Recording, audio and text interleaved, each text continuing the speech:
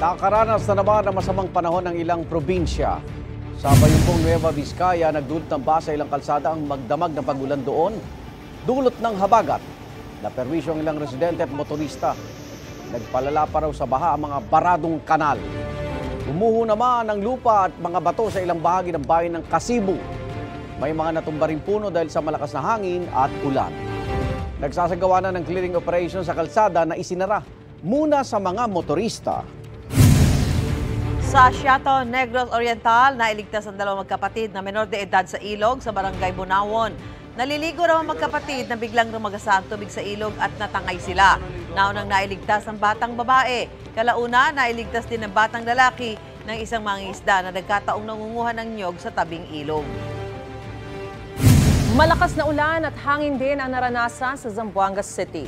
Umabot sa gutter ang baha sa ilang kalsada na nagpabagal sa daloy ng trapiko. Stranded ang ilang pasahero.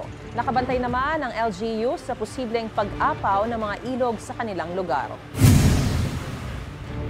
Igan, mauna ka sa mga balita. Mag-subscribe sa GMA Integrated News sa YouTube.